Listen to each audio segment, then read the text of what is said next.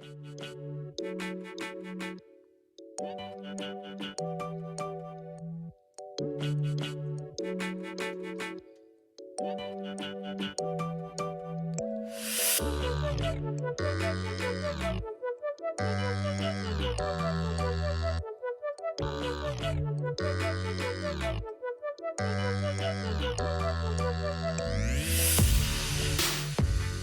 welcome to Technology Tap. I'm ProfessorJRod. On today's topic, we're going to talk about traits of a technician. We're going to talk about honesty and integrity, responsibility of a tech, and what is expected when you go into the tech field. Let's get to it.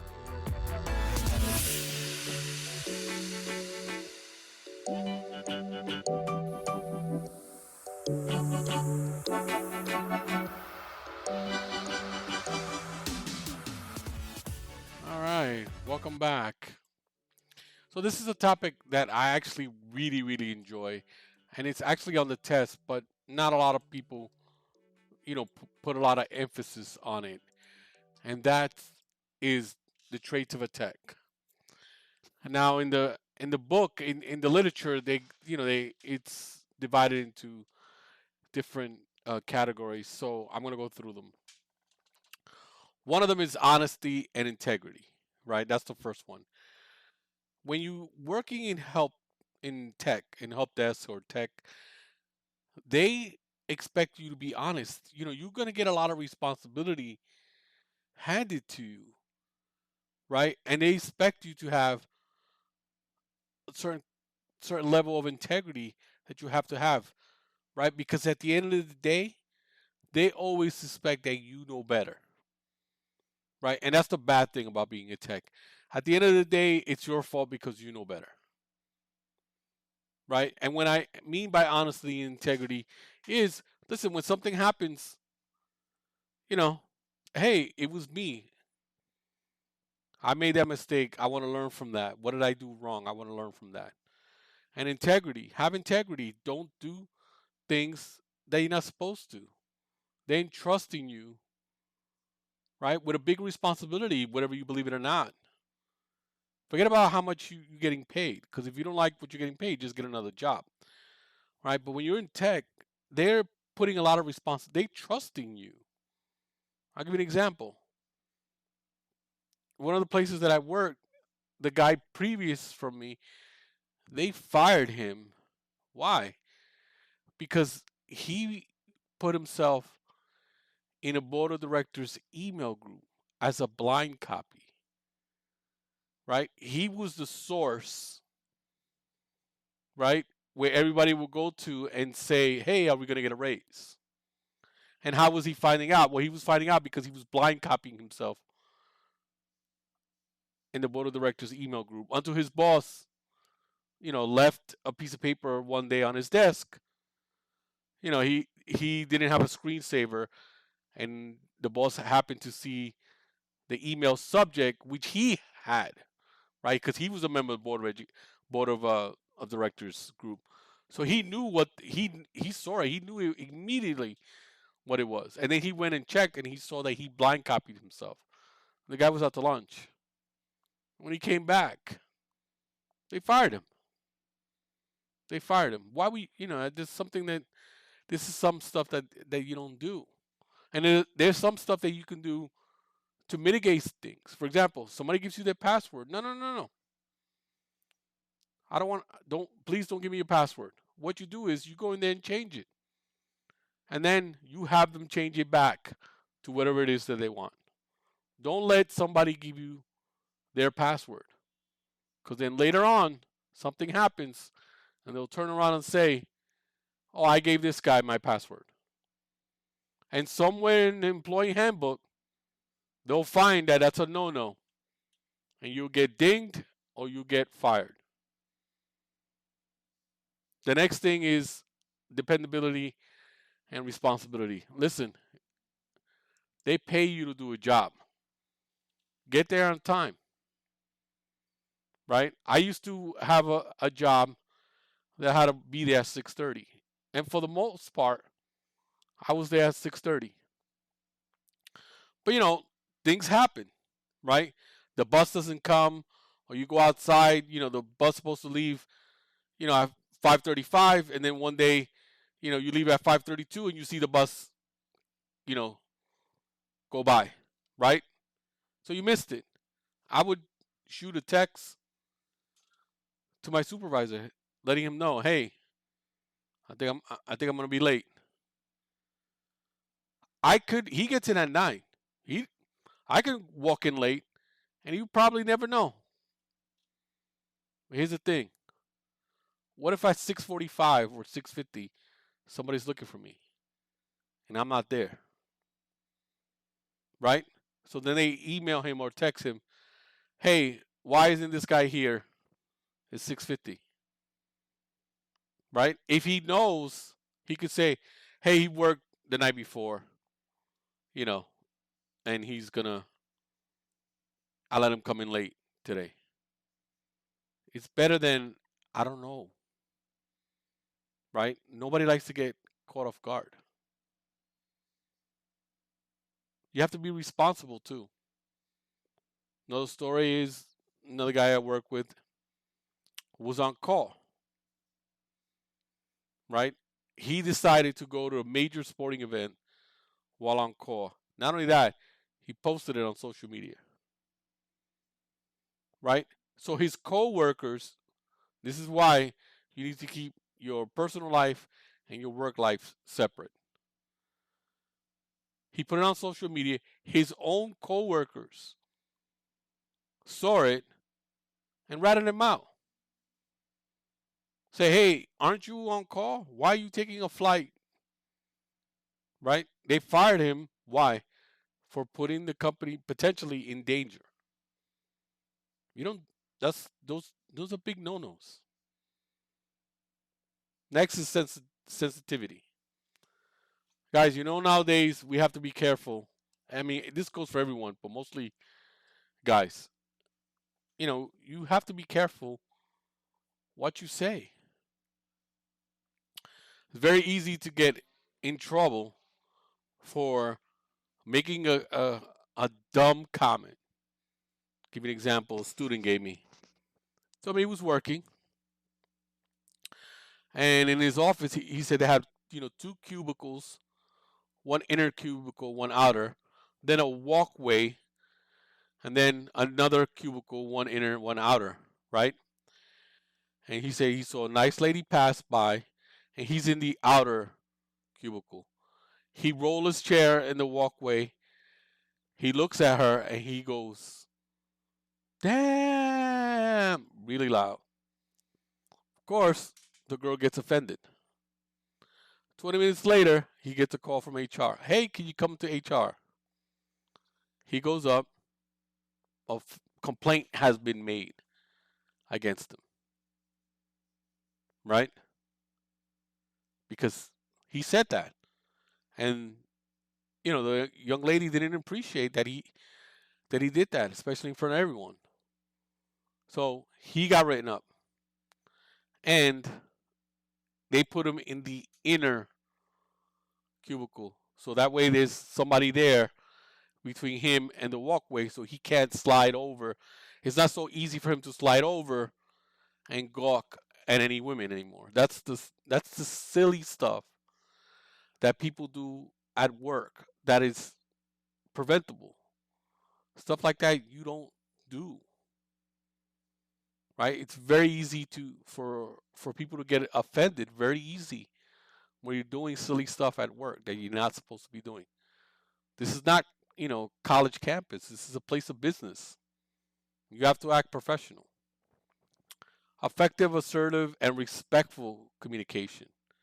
Listen, you have to. This is the 21st century. I know we got people from coming, especially here in America, that come from different kind of countries. It's not.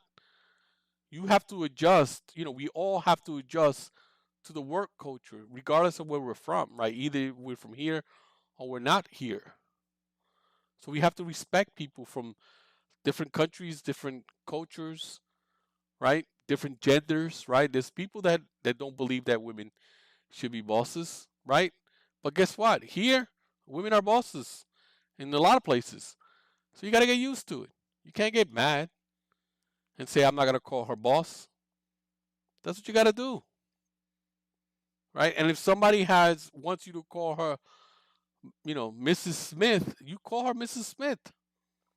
Don't call her Jody if she don't want you to call her Jody. I like to call people by their title. This is one thing I like, the place that I work at. Emails are meant to be professional. And, our boss, she expects that. So when I write an email and somebody replies, if somebody sends me an email and it's Dr. So and so, Dr. Smith, I reply back, hello, Dr. Smith, thank you for, returning my email. I let them tell me, hey, don't call me Dr. Smith. Call me Jim. I don't take it upon myself to call the person Jim. Because guess what? They've earned that title. Right? And they may not like you calling them Jim. So you have to be respectful of that. And be conscious, like, oh, I'll wait for them to tell me to call him Jim. I won't call him Jim on my own. Now, some of you may be saying, well, this is dumb, right?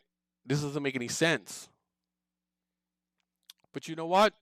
A lot of times, stuff that this easy, it's not followed. And as a tech, they kind of put us a little higher. They expect us to know these things. And now, this. What if it's possible to get local fresh groceries delivered right to your front door? You can go to the gym in that free time. Well, Instacart gives unlimited grocery delivery for one low monthly fee. Way better than the other guys who nickel and dime you to death every time you use their app. Forget that one ingredient to make sancocho? Instacart can deliver it to your front door in as little as 1 hour. You can shop multiple stores, see deals in the area so you can save money, and every item is hand selected according to your preferences. No more green plátanos when you wanted yellow ones. And they keep your eggs safe too. To start your 14-day trial, please click the link in the show notes to let Instacart know that we sent you and to help support the show. Instacart. Never set foot in a grocery store again.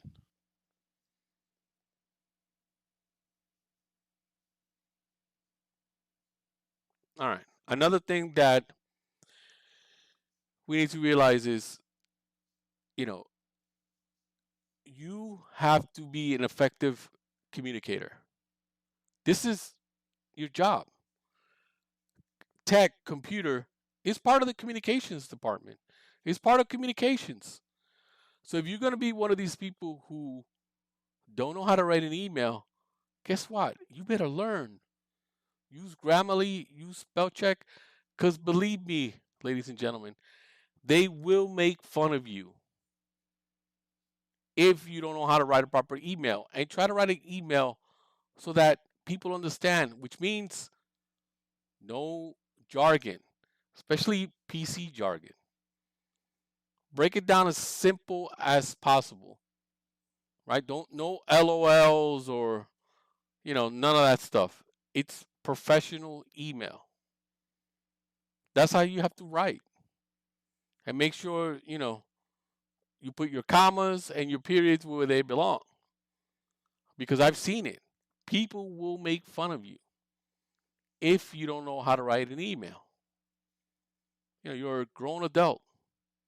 At this time, you should know how to write an email. If not, take a writing course, right? Because they will make fun of you. Now, one of the things that I would do, and I got slack for it, is every time I would go visit an office, I would put on a shirt and tie. Even though I came there to do work, and most of the time, the work that I needed to do needed to be done overnight, right? Moving the equipment around, upgrading the server, and all that stuff. But I always made it a point to wear shirt and tie. Why? And that's just me. Why? because first impression counts, especially people don't know you, right? If you go in there, let's say I go to Florida, where it's, nice weather, right? Shirt and tie. I can go there with, short sleeve shirts and shorts, right? But guess what? If something goes wrong, they even gonna complain about that. Oh, I knew something was gonna go wrong as soon as he came in the door because I saw the way he was dressed. And if you think that won't happen, go and dress however you want and go to a place and have a disaster happen. Don't tell me that they won't mention that the way that you were dressed, because they will. I've seen it. I've seen it. They'll say, I knew things was going to go wrong as soon as he walked in the door because of the way he was dressed. So I always used to, and people would say, why are you coming in with a shirt and tie? We don't wear shirt and tie in this office. It's just my personal choice, right? I felt like I needed to put my best foot forward. I'm representing, the office that I was from in New York. I'm representing, my supervisor, my boss, and I want them to think that I'm there to work. I'm not there to fool around.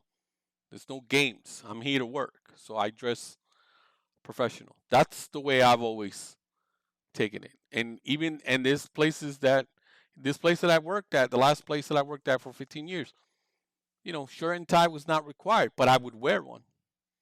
I would wear one because I felt that that's the respect that I deserve to give this place that I worked. So a lot of times, we complain about our job and that we're not making money and that, it sucks and this and that. Sometimes you got to make yourself feel better and then you do your job a little bit better and then see what happens. Right? You do that, maybe things would turn for you. Right? Instead of pouting, you do something different. And if it doesn't get you the results you want after you do all that, then you make your change. But always do the job better before you start complaining about your job. And the last thing you want to talk about is getting answers. When you're trying to solicit people to tell you what's wrong. So a lot of times it's kind of like pulling teeth, right? And I always like to tell techs this, that in tech line, there's this thing I got this from an episode called from House, the old TV medical show, is everybody lies, right? You might get a help desk ticket and it might be one thing, and then when you call them, it's something completely different. Now, if you're a tech, I'm sure you've gone through this.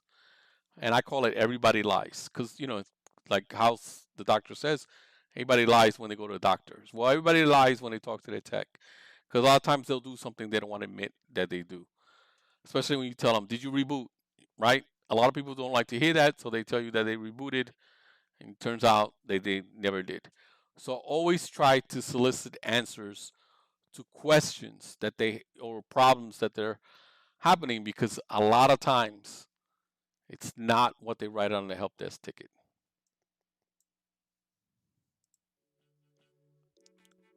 All right, that's going to do it for today. Thank you so much for listening to my podcast. I'm a little late this month. It's been a little bit busy. The semester started, so we've been a little bit busy. But I want to thank everyone for listening, and we'll see you really, really soon. We'll get another episode coming up in another week. Thanks.